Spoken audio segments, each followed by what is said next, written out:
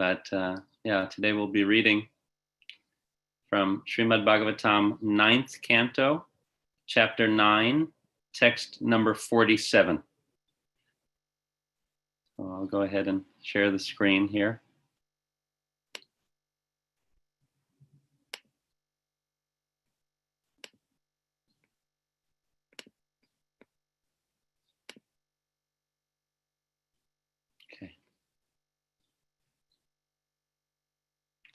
Om Namo Bhagavate Vasudevaya. Om Namo Bhagavate Vasudevaya. Om Namo Bhagavate Vasudevaya.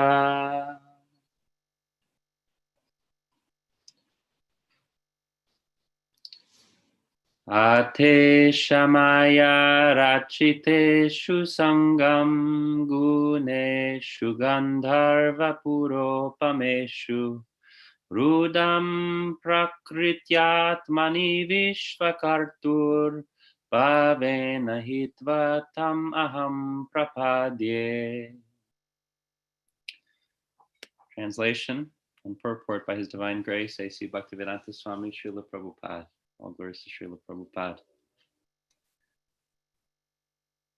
Therefore, I should now give up my attachment for things created by the external energy of the Supreme Personality of Godhead. I should engage in thought of the Lord and should thus surrender unto Him. This material creation, having been created by the external energy of the Lord, is like an imaginary town visualized on a hill or in a forest. Every conditioned soul has a natural attraction and attachment for material things, but one must simply give up this attachment and surrender unto the Supreme Personality of Godhead. Purport. When passing through a mountainous region in an airplane, one may sometimes see a city in the sky with towers and palaces, or one may see similar things in a big forest. This is called a Gandharva Pura, a phantasmagoria. This entire world resembles such a phantasmagoria, and every materially situated person has attachment for it. But Katvanga Maharaj, because of his advanced Krishna consciousness, was not interested in such things. Even though a devotee may engage in apparently materialistic activities, he knows his position very well. Nirbandhaha Krishna sambandhe yuktam vairagyam uchyate. If one engages all material things in relation with the loving service of the Lord, one is situated in yukta vairagya, proper renunciation. In this material world, nothing should be accepted for one's sense gratification. Everything should be accepted for the service of the Lord. This is the mentality of the spiritual world. Maharaj Katvanga advises that one give up material attachments and surrender unto the Supreme Personality of Godhead. Thus, one achieves success in life. This is pure Bhakti Yoga, which involves Vairagya Vidya, renunciation and knowledge. Vairagya Vidya Nija Bhakti Yoga Shikshartam Ekaha Purushaha Puranaha Sri Krishna Chaitanya Shariradhari Kripam Budhir Yastam Aham Prapadye. Let me surrender unto the Supreme Personality of Godhead, who has appeared now as Lord Sri Chaitanya Mahaprabhu. He is the ocean of all mercy and has come down to teach us material detachment, learning, and devotional service to himself. Chaitanya Chandrodaya Nataka. Sri Krishna Chaitanya Mahaprabhu inaugurated this movement of Vairagya Vidya, by which one detaches himself from material existence and engages in loving devotional service. The Krishna consciousness movement of devotional service is the only process by which to counteract our false prestige in this material world.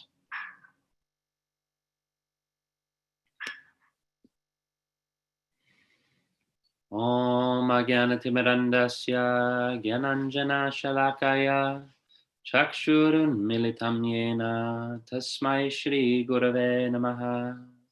Shri Chaitanya Manobishtam Stapitam Yena Bhutale Swayam Rupa Kadamayam Dadati Swapadantikam Vandeham Shri Guru Shri Yuta Padakamalam Shri Gurun Vaishnavamscha Shri Rupam Sagrajatam Sahagana Raghunathan Vitam Tam Sajivam Sadvaitam Savadutam Parijana Sahitam Krishna Chaitanya Devam Shri Radha Krishna Padan Sahagana Lalita Shri Vishakan Vitamscha He Krishna Karuna Sindhu Dina Bandhu Jagatpate Gopesha Gopika Kanta Radha Kanta Namostute Tapta Kanchana Gorangi Radhe Vrindavaneshwari Vrishabhanusute Devi Pranamami Hari Priye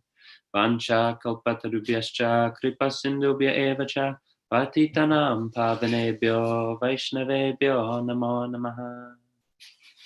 Shri Krishna Chaitanya Prabhu Nityananda Shri Advaita Gadadhara Shri Vasadi Gaura Bhakta Vrinda Hare Krishna Krishna Krishna Hare Hare Hare Rama Rama Rama Hare Hare. So once again, thank you all for joining this morning and for allowing us to share this Sangha together. We sincerely seek everyone's blessings and good wishes so that we can speak something that is substantial, something that is drawing from our Shastra, from our teachers, from Srila Prabhupada, and from an inspired place so that we can all become enlivened. Discussion of Srimad Bhagavatam, that we can all carry something valuable with us that we can seek motivation from in our spiritual lives. I'd like to ask the blessings of Adipurusha Prabhu, of all of the devotees here. And thank you all so much. So, reading from this section in which Maharaj Katvanga has just assisted the demigods in defeating the demons. And after that victory, the demigods are asking Maharaj Katvanga if there's anything that he would like. They would like to reciprocate with him, reward him in some way for the role that he played in this victory. And Maharaj Katvanga is inspired to ask the question, how long do I have to live in this life? How much longer do I have here? And they told him, it's just a moment. And after hearing that, he immediately resolves that he wants to leave that place. He wants to return to his own residence, and he wants to engage in full devotional service to Krishna and full meditation on the lotus feet of Lord Krishna. So this is very powerful to hear, that despite all of the benedictions that have been offered to him by the demigods, who were very pleased with him, he knows that his life is very short. This is one quality of a Vaishnava, that they're sober about the realities of this material world. May not be that a devotee is sober in a spiritual sense. A devotee may be very blissful and joyful in spiritual life, but when it comes to recognizing the deal here in the material world, we find that advanced devotees are very sober and very realistic. So Maharaj Katvanga is very sober upon hearing that he doesn't have much longer to live. Of course, we can say that for all of us, we don't have very long to live. Life in this world is extremely short by nature. There is some saying life is nasty, brutish, and short. Of course, that's material life. And by the mercy of Srila Prabhupada, by the mercy of the process of Krishna consciousness, we're readily able to have a blissful, joyful life, but it's one that is taking shelter not of this world, but taking shelter of the transcendental side of our existence, something that engages the soul. So without spiritual knowledge, we can't really understand how best to engage this life, or even these details of how it ought to be lived, or even how long it lasts. Sometimes we have this illusion of immortality, especially in younger years, especially those, on the younger side. Sometimes we can be very, you can say, overconfident about our immortality in this material world. And it can lead to rash decision making. It can lead to, offenses. It's something that is a great illusion that we tend to suffer from in this world. And, in some sense, that is it's a genuine thing on some level, because the soul is eternal. And quite often we feel inherently that there's something about us that is enduring, something about us that does not die. But without the proper spiritual knowledge and the mercy of spiritual teachers and of Shastra and of all of these wellspring of spiritual knowledge, we may unfortunately apply that notion of eternality toward our own body, material body, or toward our own life in this world. We see that the anti-aging industry is a tremendous thing. And, a lot of that, we can say does spring from some notion that people are carrying, that I ought to be living longer than I am, or there's something within me that should be lasting.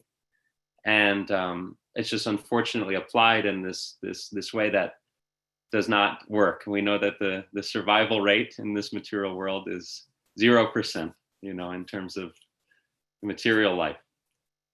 So the devotion of Maharaj Katvanga is manifest through his love for genuine brahmanas. He mentions Brahminical culture is very important to him. Of course, brahmanas in this case really means devotees, means Vaishnavas. Brahminical culture as preserved and protected and loved by Krishna himself. We have the prayer, Namo Brahmanya Devaya, Go Brahmana Hitaya Cha, Jagadithaya Krishnaya Govindaya Namo Namaha. So Krishna is the well-wisher of the brahmanas, of the cows, of the devas, and also ultimately of every living entity, of this entire creation. So Maharaj Katvanga was attracted to Krishna since his childhood. And in one of the previous verses, we're in text 47 right now. In text 45, he says, I am more interested in the Supreme Personality of Godhead than in all material benedictions.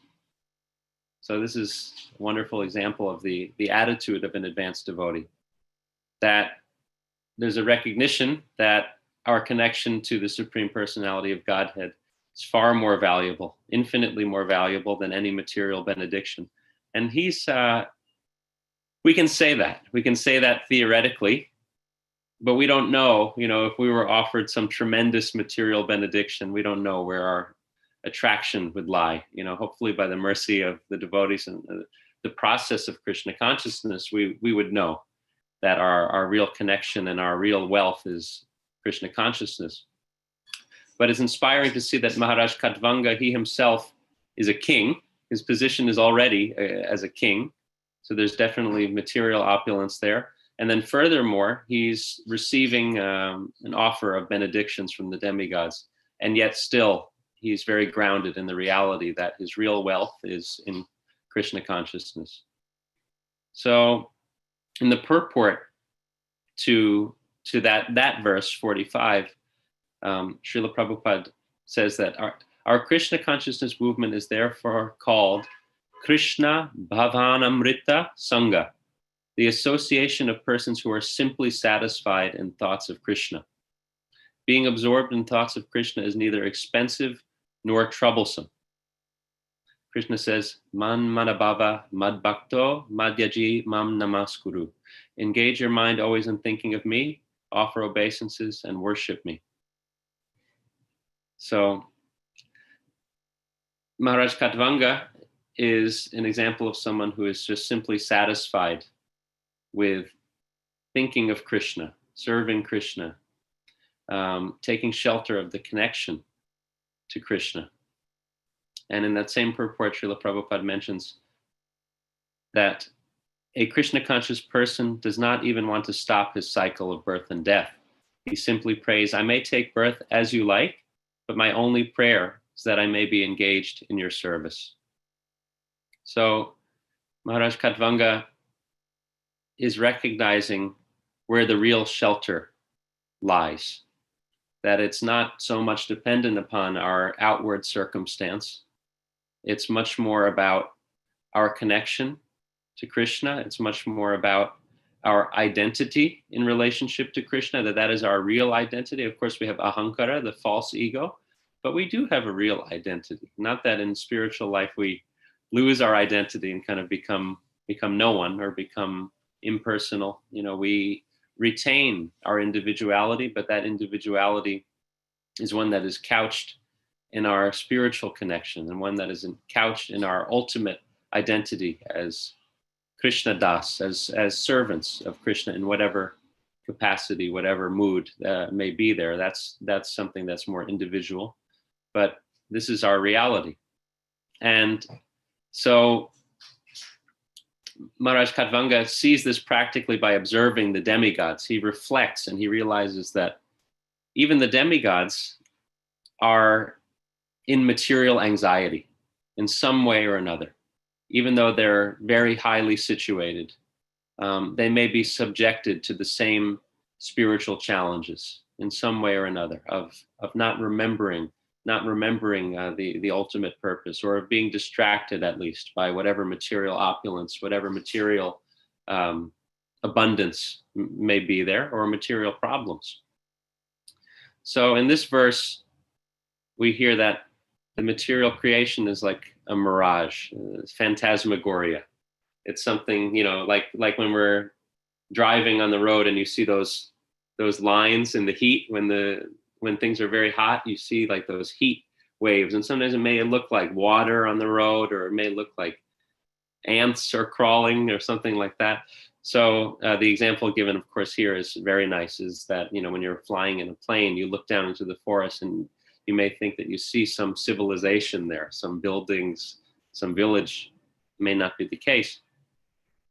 So with the phantasmagoria of this material creation comes also you can say, a phantasmagoric identity in relationship to it. So, if we base our identity upon something that is false or fleeting, of course, that identity itself will be false and fleeting.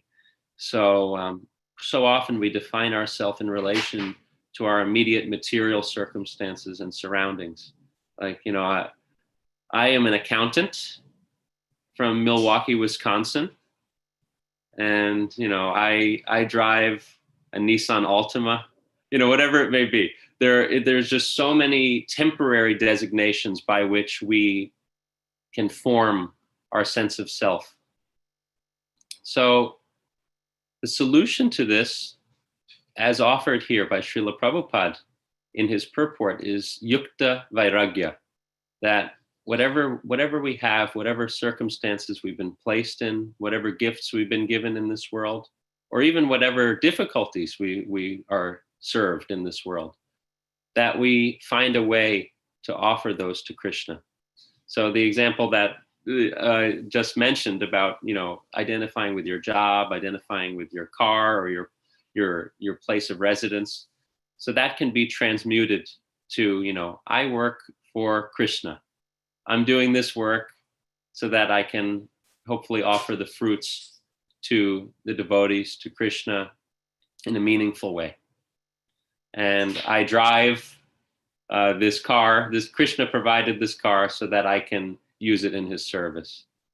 And I live in this place, and I'm going to try in whatever way I can to provide some shelter, to serve the deity in my house. This is the deity's house, and I would like to welcome people into my home and serve them in a way that helps them to remember Krishna. We can come together, we can read, we can chant, and even in the surrounding area. Okay, I live in this city, so perhaps there's something I can do. Like we have the wonderful example, of course, Adi Purusha Prabhu distributing the prasadam all around, and or having programs or doing Harinam Sankirtan. There's so many ways to engage, and so many admirable examples of devotees who are really doing this. And in the purport here, Srila Prabhupada says that nothing should be accepted for our sense gratification, but everything should be accepted for the service of the Lord. So this is a very illuminating point, that this is the proper regard toward material things in relationship to devotional service. That basically, all to say that there's no dry renunciation, there's no question of dry renunciation or false premature renunciation, because there's such an abundance of resources in this world. And if they come to us, sometimes it's difficult for them to come to us. But if they do come to us, like in Sri Upanishad, we all have our set quota. So whatever quota comes, we try to offer it in Krishna's service toward the ultimate goal. And in this sense, everything should be accepted. So that's also honesty. Sometimes we may practice some kind of dry renunciation. Sometimes it's more for our own ego than it is for Krishna. So honesty is saying, oh, wow, these things are here, and there must be some way that this could be offered to Krishna. And, we can accept that. We can accept that. Even opulent resources, some of us, by our personal karma or by the arrangement of Krishna in our spiritual life, we may end up with some material opulence around us. Not for us, but around us. And if we can offer that properly, we keep ourselves out of the center and find a way to really offer that to Krishna. So Srila Prabhupada, beautiful example, he didn't hesitate.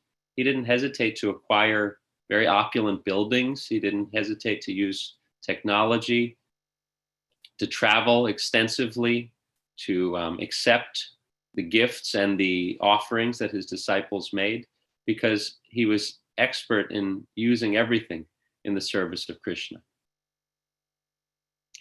So, yeah, and we can see this in the example of great devotees. They also teach us how to use things in the service of Krishna, and see that there's no personal attachment there. There's no personal identification with what we have. It's all just something. It's like almost like a currency that can be spent in the service of Krishna, and it flows out, it flows in. It's just something that's going on in a very organic way. So this term of Vairagya Vidya, so in the purport here, that Sri Chaitanya Mahaprabhu, he inaugurated this movement of Vairagya Vidya, by which one detaches oneself from material existence and engages in loving devotional service. And Srila Prabhupada says in his purport that this is the only way that we can counteract false prestige in the material world, because ultimately we're engaging everything that we have, and quite often our false prestige stems from what we have. So if we can engage it in a dynamic way, in a natural way, we're counteracting that sense of false prestige. And of course, Chaitanya Mahaprabhu in his Shikshastakam, Trinadapi Sunichena, that one should be tolerant as a tree, devoid of all sense of false prestige. So that's very much wanted in spiritual life. And in this way, one can chant the holy name of the Lord constantly. So, yeah, by the mercy of Sri Chaitanya Mahaprabhu, there are no considerations of our socioeconomic position, of our cultural associations, or varna, ashram, birth, religion. These are not barriers to bhakti. And Chaitanya Mahaprabhu has followers coming from all different backgrounds in his own manifest pastimes. He has followers who are very poor, and then he has followers who are kings. But also we see that extends into our modern Krishna consciousness movement, that people come from all different backgrounds. And of course, Krishna loves that. Krishna loves variety. Variety is characteristic of the spiritual world. And then reading prayers like Brahma Samhita, we get such a glimpse into this extensive variety of the spiritual world. So Krishna is very pleased by variety. So this is all part of the beautiful bouquet that is being offered to Krishna. And so we're seeing here a beautiful example of Maharaj Khatvanga as a king who is giving up his entire existence to serve Krishna in devotion. And so, so here this verse is talking about giving up our attachment for material things. And it can be very difficult. We all naturally have some attachment.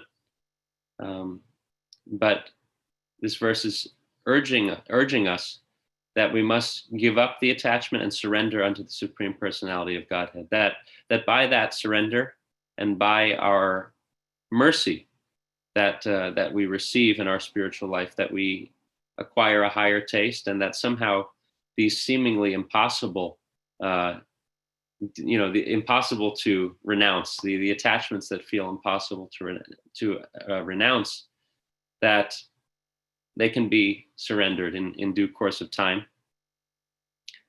And we all have our own journey of navigating those material attachments. It can be very daunting, but we seek to, in an ongoing way, associate with the devotees and engage in seva, sadhana, and this gives us samskaras. It gives us bhakti samskaras. So we have our material samskaras, impressions, but we form these bhakti samskaras, by the mercy of the devotees, and that's something unforgettable.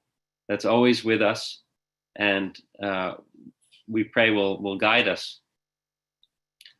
And just this meditation on our lives being very short, and the opportunity to connect as much as possible, reminded me of this wonderful song, Bhaja Hure Mana, which is one of our Vaishnav songs by Govinda Das Kaviraj. And this has one line, Kamala Dala Jala Jivana Tala Mala Bhajahu Hari Pada Nitire. So the translation of that is, this life is tottering like a drop of water on a lotus petal. Therefore, you should always serve and worship the divine feet of Lord Hari. Then, in this way, when we see that life is tottering like a drop of water in this way, by the mercy that we've received, we see that we are not falling apart.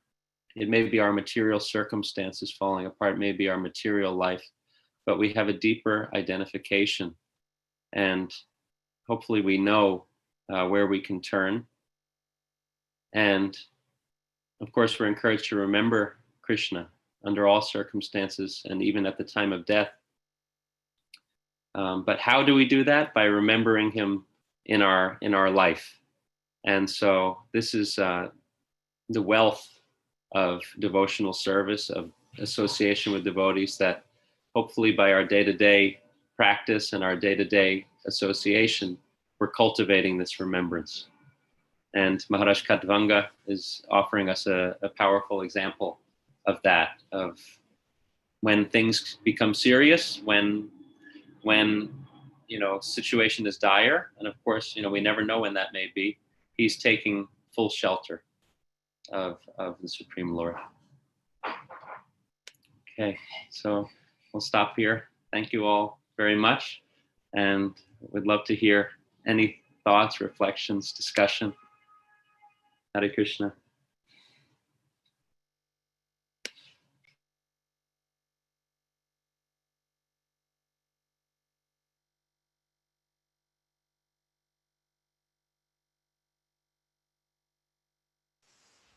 Hi Krishna.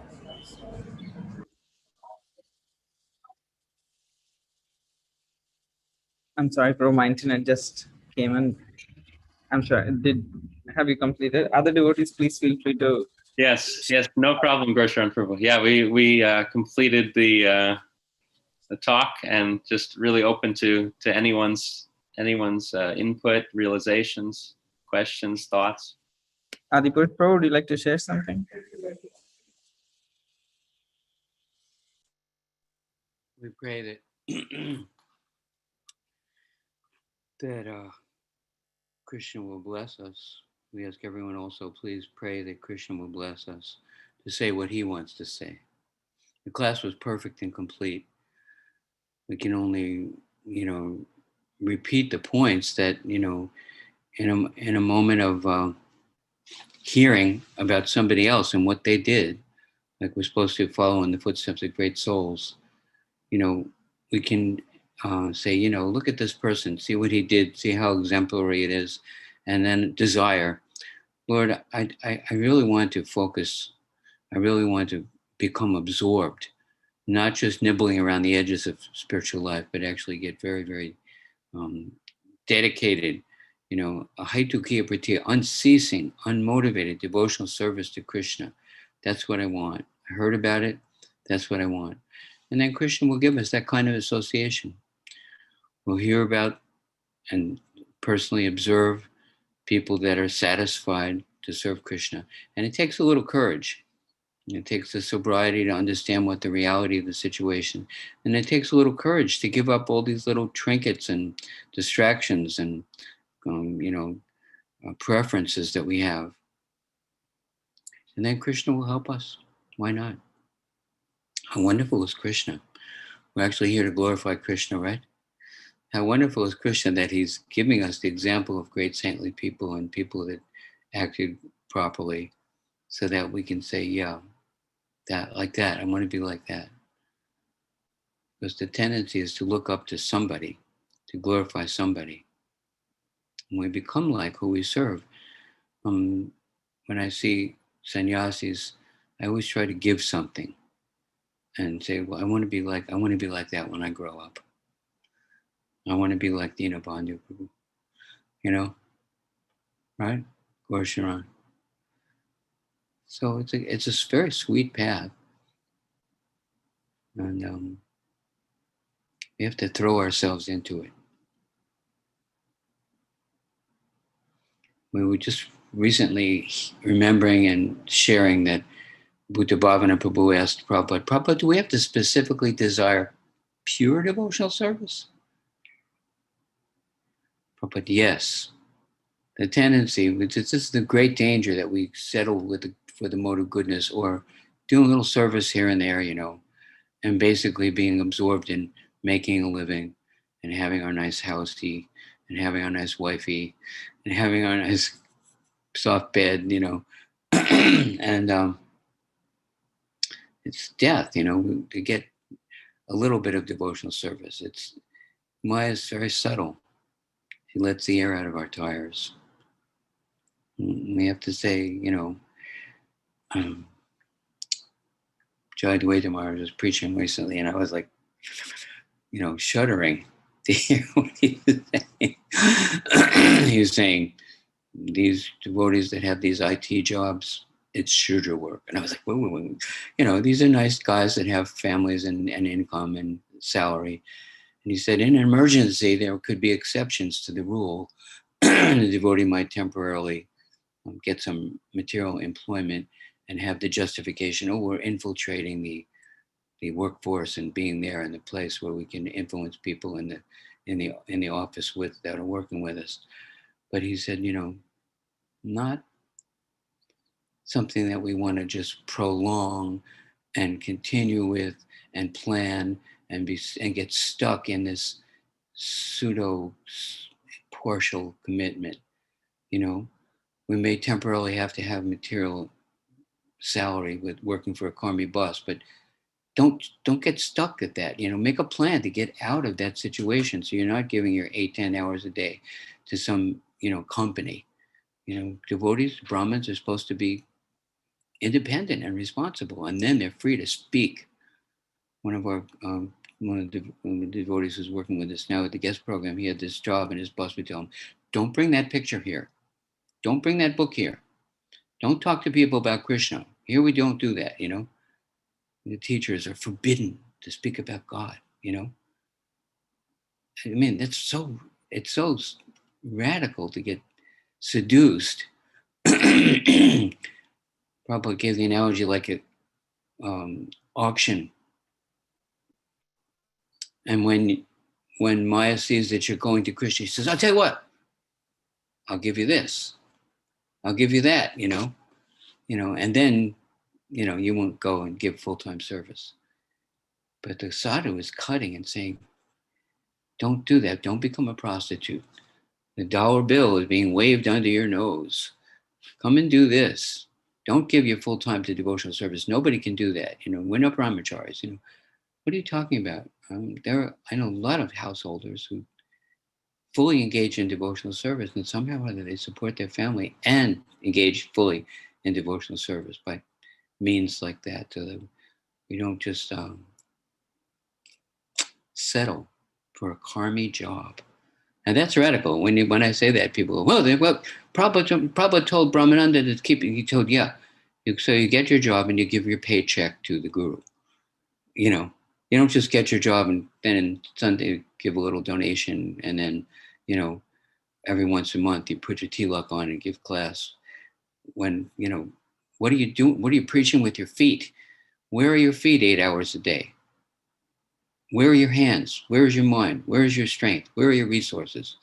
We're talking about pure devotional service, total surrender. You know what I mean? Even if you're a warrior or, you know, whatever intelligent gift you have, plan, desire to get yourself out of that karmi job and get into the movement full time. Because the material world is people suffering like anything. And they need our help, and we have a great gift, and we want to give our time and energy and resources to push on Lord Chaitanya's movement vigorously. Prabhupada said, chant 16 rounds and then preach vigorously. I'm sorry, maybe I'm talking too long, but I mean, it's a radical thing, and certainly it'll be splashed back by these words. But, you know, I'm freed. I don't have to worry about whether people like it or not. I'm just telling you what Prabhupada said, you know. And we're warning people. Like Marsh Katbanga in that moment. Hey, come on, don't waste time. Death is coming. Prabhupada said, a devotee says, death is for me. And what am I going to do between now and the moment of death? Choose ye this day whom you will serve. All glories to Prabhupada. Anyway, I hope that's a contribution. Not too radical. We accept, you know, criticism, you know, refinement, or whatever I have to say. I'm sure Gorshaman will have something wonderful. All glories to Prabhupada. Hi, Krishna Dina Bandhu. Oh, I'm sorry. And thank you, Adi Purusha Prabhu. My question is actually in relation to something that you just said in your wonderful, wonderful monologue. Exactly as Isabel Mataji says, very well said. I love when you speak the truth, Adi Purusha Prabhu, and strongly. I don't want to say harshly. The truth carries a lot of weight. So thank you so much. I always love when you have your comments and lessons and whenever you can contribute are present in class. And thank you, Dina Bandhu Prabhu, for another just lovely and nourishing class. I feel like your classes, again, always just touch the heart, and it's just so sweet. So thank you so much. I had a question, and sorry to get super philosophical, and my understanding is incomplete. So this is in relation to what Adi Purusha Prabhu talked about of Maya, who sounds like she actively takes, that dollar bill is waving it in your face, and she's telling you, Adi Purusha Prabhu didn't say these exact words, but it sounds like she's telling you not to chant, or she's telling you to, not have greed and wanting to make a lot of money or whatever, stay in the material world. Just that comment seems like she has a very active role in trying to, I want to be careful about my choice words. Is it to do demoniac activities, sinful activities, or just stay in avidya, which is ignorance of Krishna? And this question really surrounds about the role of Maya. We understand she is a devotee of Krishna, and her service is to keep us, I guess, in the material world. But is her manifestation just, for example, the three modes, which also affect us, the jivas, severely? Or does she actually, like, as a personality, and of course we, in our philosophy, everything is a personality, but whether or not that personality's influence is just an energy, or if that personality has an active role. So with Maya, does she keep us in the material world just through the three modes? Or does she have an active hand where she's kind of going around and telling every jiva to, like, not chant, or go to the bar, or don't do your prayers, something like that? And it just makes me think of, and sorry, as many know, I'm a big advocate for interfaith, and you hear sometimes, like in the Abrahamic faiths, it's like the devil that's speaking and whispering in your ear. And we would say that's maybe synonymous with Maya, but might not be one-to-one. But the key question is, again, sorry, the influence, but also, is she taking, like, an active role in every single jiva's life and whispering in their ears and trying to influence them to, forget Krishna? And I'll just add, again, I don't know if this was an analogy but when I first came to Krishna consciousness, a devotee had said, when you advance in spirituality, especially say if you're a temple president and you see that maybe these devotees fall, and it's because Maya, when you're doing a lot for Krishna, or even this movement of Prabhupada, she shoots the general. Like, if you want to take down a whole movement, you gotta take down the leader, the general.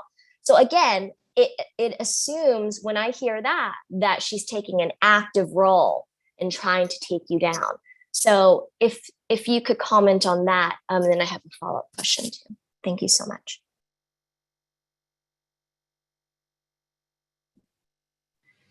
Thank you, Athena. Thank you for such a sincere, thoughtful question, as always. And also just wanted to thank you, Adi Purusha, for what you shared. I just want to echo everybody else's appreciation. It's so nice to hear from you. The truth. And so, my understanding of this is that, and I would love to hear also from others, I just want to just briefly share that Maya, as you said, is a devotee of Krishna and is the external energy of Krishna, and that Maya differs. The interfaith comparison that you were drawing, I'm not totally qualified to speak about Christian tradition, but my understanding also is that the devil is considered to be someone who is very much averse to devotion, wants, by whatever possible way to distract us and pull us away from any devotion to the Lord. Whereas Maya, as a devotee and an energy, extended energy of Krishna, does not have that disposition. So Maya is playing a certain role to facilitate, in certain ways, we can say, our conditioned desires. That we have conditioned desires, and in many ways we wish to be forgetful of Krishna.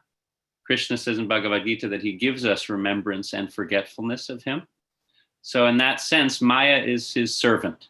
So if we, by our conditioning, wish to forget Krishna or wish to have some like Ishvara project, to think that we're in control of some micro universe or something, Maya will play that active role in distracting us and causing us to forget. But by the same token, Maya is very eager to recede and step out of the way if we have any sincere desire to connect with Krishna. So that's one distinction that I just wanted to mention, but I would love to hear others about this as well. Devananda sometimes says, before you get up in the morning, Maya already got up, took her shower, chanted all around, and she's waiting for you. She doesn't take a day off. She doesn't have a coffee break. Hi, Krishna. Oh, were you speaking? Go on. No, I was just going to add that my understanding is that when Maya sees that we're making sincere endeavors toward Krishna, not only does she step out the way, but I think she actually helps us to proceed toward Krishna, is it not?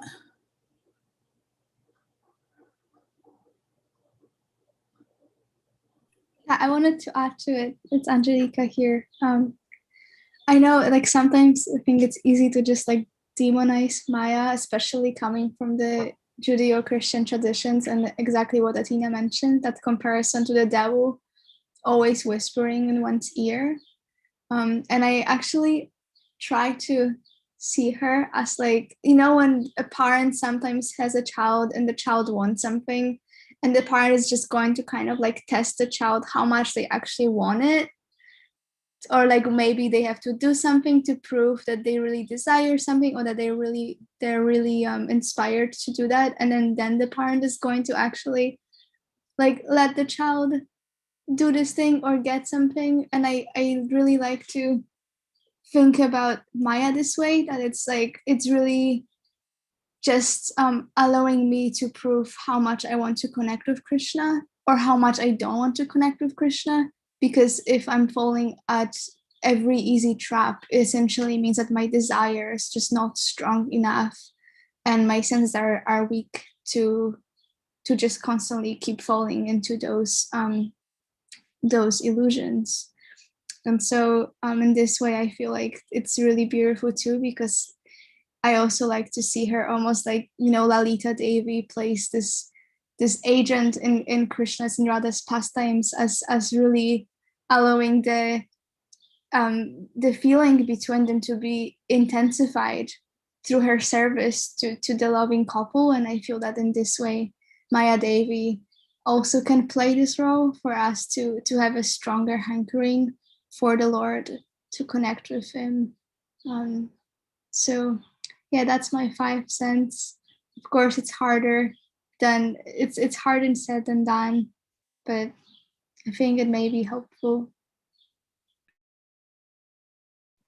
Thank you so much, Angelica. That's a really, really nice point. And just feeling your devotion as you said that was very, very inspiring. And yeah, that this Maya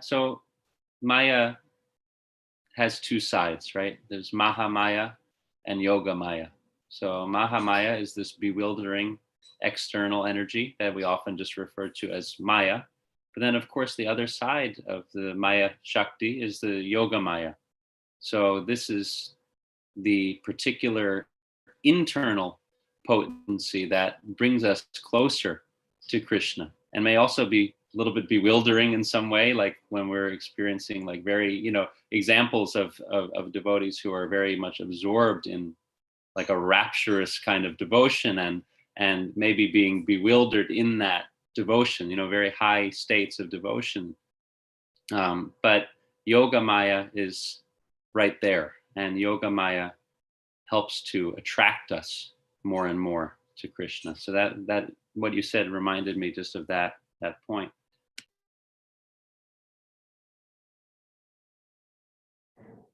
Thank you so much. I want to make sure I also hear. I apologize. I'm jumping in before hearing Adipurusha Prabhu's answer, so I want to make sure I hear his response to my initial questions. But I apologize. I'm jumping in before I forget my questions. It's my a little Vata side. If I could say, and this is in response to Dina Bandhu's response and Angelica's, so actually all three and Gail's. So it's interesting because, yes, we cannot make a one-to-one comparison of Maya to, say, the Abrahamic faiths of the devil. And one distinction is that Dina Bandhu Prabhu said the devil's kind of purpose or mission is to is like severely averse to anything God. And so is actually like trying to actively pull you away from God and whispering in your ear, like, don't pray, or, go do these sinful activities, or you'll be happier without God. Like, it seems like taking a stance of actively against God. Whereas, again, as Dina Bandhu Prabhu mentioned, perhaps Maya, again, as a devotee, is just, it's more so forgetfulness. So then my question is, if we believe, and I'm not sure, and again, I'm coming from the stance that if these are all bona fide paths and their scriptures actually state that there is Satan, and the Quran does as well, because it's also an extension, it's the new revelation within the Abrahamic faiths, that there is this entity, the Satan, who is going around and actively trying to take these souls, or turn the souls away from God. What is that for us then? Because if it's not Maya who's actively trying to take you away, but just her energy is to keep you in forgetfulness, then is there a similar entity that we can explain that is actively whispering your ear and trying to take you away from God?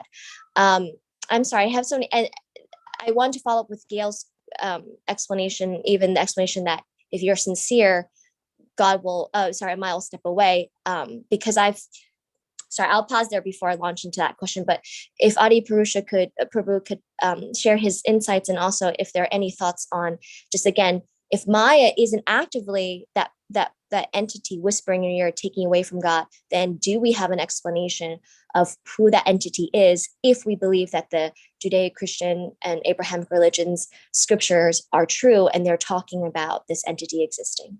Thank you so much. There definitely are two voices. The mafia, they have a materialistic saying. Their perspective is, every man has his price. We're going to get him to do what we want, either by incentive or by threatening to his family or something, But Martin Luther King said that thing where he said, if you haven't found someone and something you're willing to die for, then you're not quite yet alive. So the only total protection is total surrender. You can't have one foot on the boat and one foot on the dock and expect to go anyplace. I have to jump out right now, but glory to Prabhupada. Wonderful discussion. We see everybody's really grappling with, you provoked interesting discussion, Dina Bandhu. And if we do this, our sincere best, even though it may not seem like a pure devotional surface attitude, we say, Lord, I'm trying. Krishna's pleased, but that's our criteria. Krishna's pleased when he sees you're doing your humble best. We don't have to compare ourselves to anybody else. We should never think ourselves better than anybody else. But we are called to do our humble best to serve Krishna, and Krishna will be satisfied by that. Hail Gaura Prabhupada, Hare Krishna. Hare Krishna. Thank you, Adi Prabhu.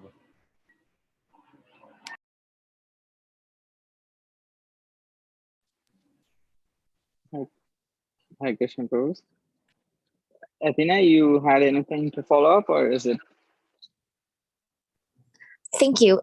Yes. Well, I guess Adi Prabhu said that there are two voices.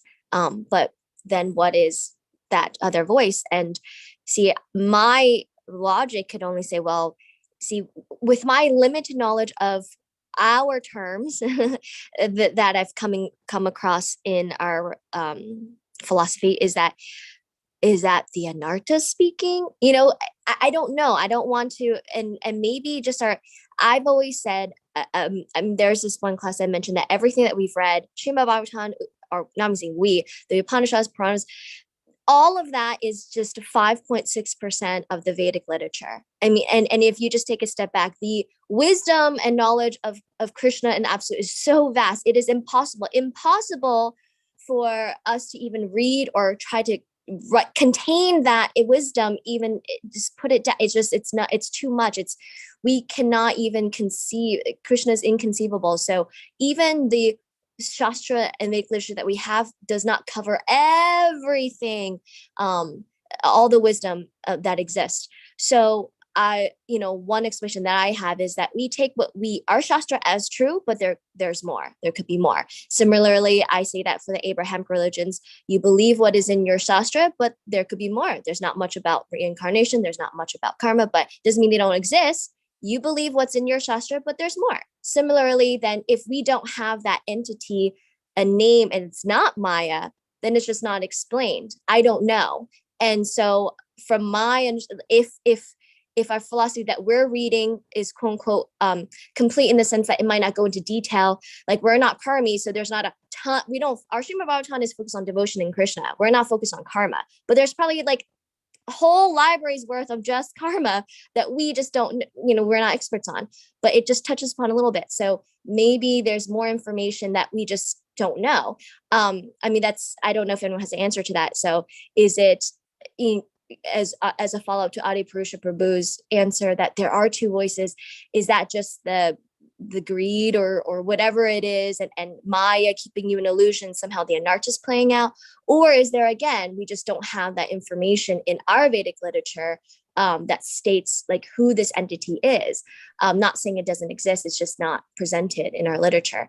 That was my follow-up question, but this is to Gail's comment that if you're sincere, Maya takes a step away, or she actually helps you. And this is a question in relation to, again, when I first came and a devotee saying, the more spiritual advancement that you make, kind of like the more challenges you'll have. And Maya, the more, I don't want to say prominence, but the more that you do for the movement, the more that you do for Krishna, then Maya, has to shoot the general. So again, instead of stepping away, she's actually challenging you more. She's, maybe what Angelica said, kind of seeing how badly you want it, but an explanation why Maya fights those who are more sincere and making high and fast spiritual advancement more so than, an average seeker. I'm sorry, I have so many questions on this topic. I'll pause here because I had a question on the Maya and it being one to see, and also Yoga Maya, but I don't know if anyone wants to comment on those two things that I mentioned. Thank you so much. Thank you, Athena. Thank you. Yeah, so much to discuss about what you just shared. It's very, very rich topic and so much to consider. When Adi Purusha Prabhu talked about the two voices, the way that I felt about when he said that is that sometimes it's like, even if Maya is kind of standing, leaving the path open, we can say, like, quite often we're being very well facilitated in our spiritual lives. There are merciful devotees all around. They want to engage us in service. We have nice relationships in the community. We have some attraction to certain spiritual practices, whatever it is. So we can in a certain way, we can say Maya is like, fairly at bay. But at the same time, and Angel, I'm sorry, I don't know if I'm pronouncing properly, but in the chat very nicely said exposure, samskaras, and saying this is why it's important to be intentional with our exposure. So basically we have this lasting conditioning that may be from this lifetime, maybe from countless lifetimes of acquiring, certain kind of conditioning. So that stood out to me, that even sometimes when the path is seemingly quite clear, in terms of maybe not so many extraneous distractions or temptations or what have you, we are still grappling with our own attachments, our own conditioning. And so in that sense, when Adipurusha Prabhu mentioned the two voices, that's what I was thinking of. And yeah, it's very helpful to be honest about that. And you know, sometimes we get very deep into the theoretical side of it, which is important too, you know, for our faith and for our understanding. But also it's nice sometimes to just walk down the street and experience how attached you feel. Just experience, oh wow, you know, I'm still drawn to that. I'm still attracted to that. That this still grabs me in some way. And what that does for us is it creates a sense of a sort of healthy neediness that, you know, we really need mercy. We can't figure it out just by our own strength. And in this way, we want to really take shelter of those who help us to aspire to be our best selves. And it's very nice to be around advanced devotees and to feel very fallen. You know what I mean? In a certain way, we can say that, you know, quite often material, I think I've mentioned this before, we always want to feel like we're the smartest people in the room, or we always want to feel like we are, you know, more spiritual than others. And a lot of the time in the material world, we can find those settings where we feel like we have more spiritual understanding than others, whatever it may be. But better to seek out that company where we feel how far we have to go. And rather than that being something that we get down on ourselves about, or rather than it being something that makes us, you know, lament or have low self-esteem, it's actually something that we can feel really fortunate that we're spending time in kind of progressive company with people who have fought battles that we're hoping to fight and have had realizations that we're hoping to have. So that's one way to address it. And it was very interesting what you said about the different shastras also, of course. And shastra can be very complete, but a lot of the time it's difficult for us to apply it directly to our own lives. And this is why we're given that three-pronged framework of guru, sadhu, and shastra. So that, in other words, if there's something that the shastra is not seeming to address, if we speak to sadhus who have really internalized the shastra in a very deep way and who have that sensitivity toward kala, desha, patra, time, place, and circumstance, they know how to apply the message of the shastra in such a way that its relevance to any topic can be established. So in that way, we can kind of draw out the message of the shastra on the level of essence, so that, you know, its application is broad enough to accommodate, you know, what we're really thinking about and what we're really dealing with in the immediate sense.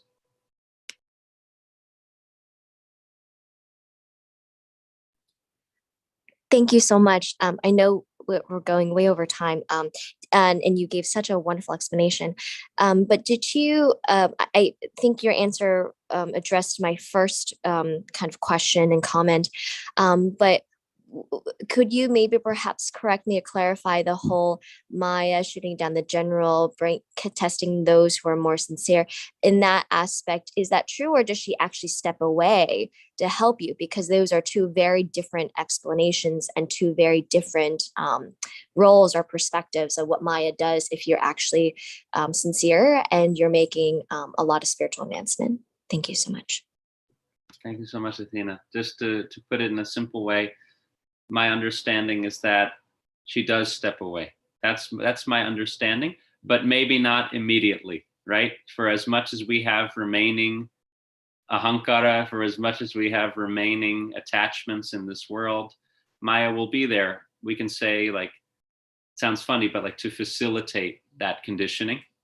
But ultimately, Maya is very pleased to step aside, and as Gail mentioned, to even wish us well in our in our spiritual path. But yeah, Maya will be with us for as long as we still have anartas, and for as long as we still have these challenges, and that's her function in many ways. But progressively, our relationship to Maya can change. Thank you.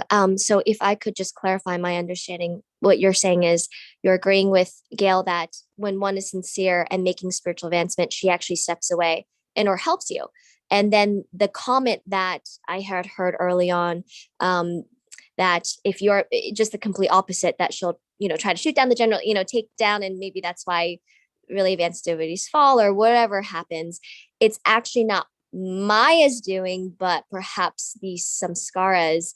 And then maybe it wasn't mentioned, but maybe the anartas under the influence of illusion that are causing very sincere devotees to turn away or walk away or whatever it is. It's not it's just that your existing samskaras and probably anartas that are the explanation for that. Is that correct?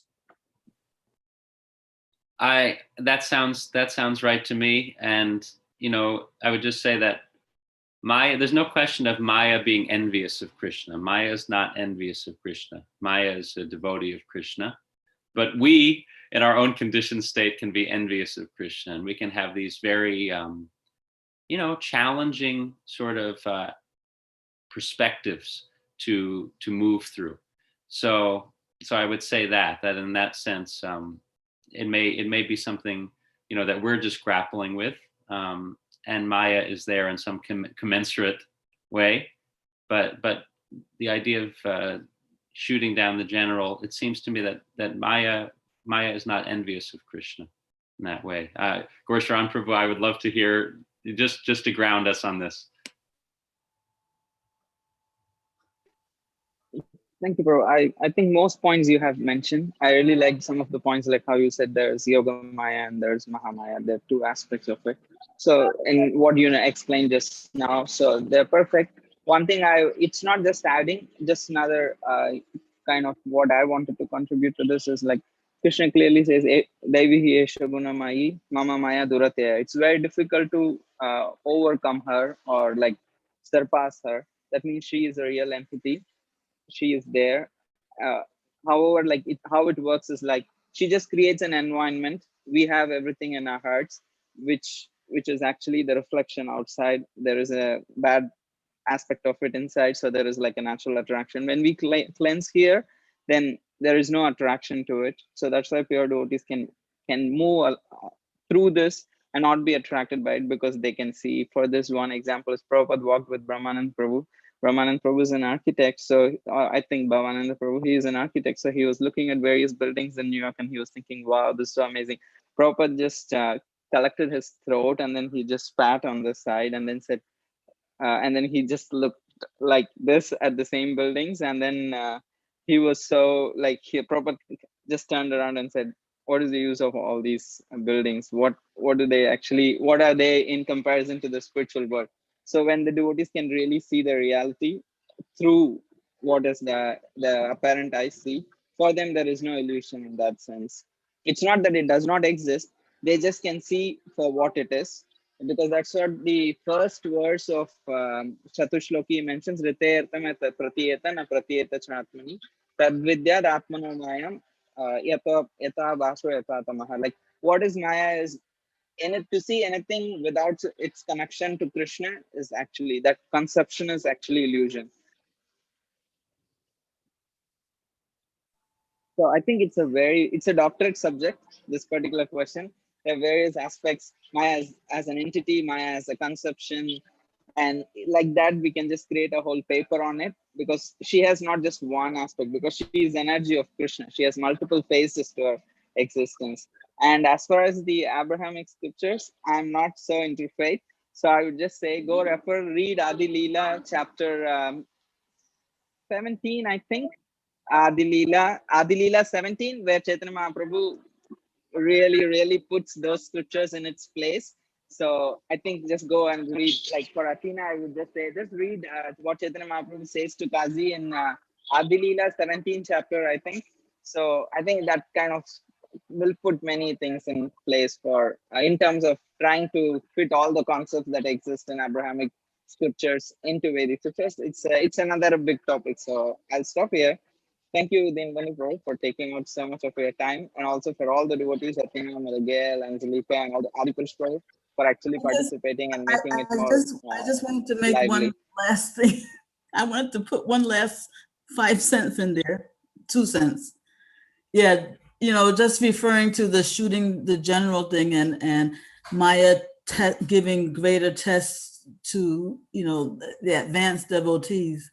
It might appear like she's, gunning for them, but if you keep in perspective that the greater your advancement, the greater the tests you should have. Just like I once heard an analogy, you don't give like an arithmetic test to somebody who is in advanced calculus, so you're giving the advanced devotees harder tests, but they're also better equipped to pass them. So it's not like it's, it's not like she's kind of trying to defeat them more than others or something like that. They are better equipped to meet that challenge. She gives challenges that are appropriate for a person's level, is how I've understood things. Thank you, Gail. Sorry. And this is me again, as I think this is a very long, broad topic, but see, is it Krishna giving those tests or is it Maya? And if it's Maya, then she has an active role, and it's not just her external energy kind of having an influence of the 3 modes. Yeah, but everything she does is in Krishna's service. So I don't know if I don't know if you really need to make that distinction. That's one difference between the conception of Satan in the Abrahamic religions and the conception of Maya in the Vedic philosophy, because there Satan is very much independent of God, but here Maya is not independent of God. There are some similarities, but there are very stark differences philosophically speaking between those 2 concepts, because there Satan is very much challenges the omnipotency of God, because it acts diverse from the will, against the agenda of God. But Maya is not against the agenda of God. She only serves the agenda of God in her own way. Thank you. Yes, in that concept, thank you. That makes it very, you don't have to make a distinction. But either way, it's clear that there will be tests given by Krishna or his devotees, probably to test your sincerity. And even though I guess I haven't heard that so much in our faith, and that's the testing aspect, but we can obviously see that that's happening. But thank you so much. I feel like these answers were so incredible. Dina Bandhu Prabhu, Adipurusha Prabhu, Garshan Prabhu, and all the other devotees chiming in their questions. This is a very, very vast topic. I feel like I could go on for much longer with all my additional follow-up questions and more, but this probably isn't the right forum, and we've gone very long. So I appreciate so much everyone's time and for tolerating my endless questions. So thank you so much. Hare Krishna. Hare Krishna. I know this is very sacred, to come together and discuss these things. So we thank you so much. And yeah, it's very enlivening. And yeah, I hope we get to continue the conversation some form or another. And I just wanted to thank everyone for being here and for giving us your association and for spending this time here. So, and thank you, Garshan Prabhu. Thank you for the opportunity. Thank you so much, Dina Bandhu Prabhu. Thank you very much for taking up. His Grace Dina Bandhu Prabhu ki jai. Thank you everyone. See you tomorrow. Hare Krishna.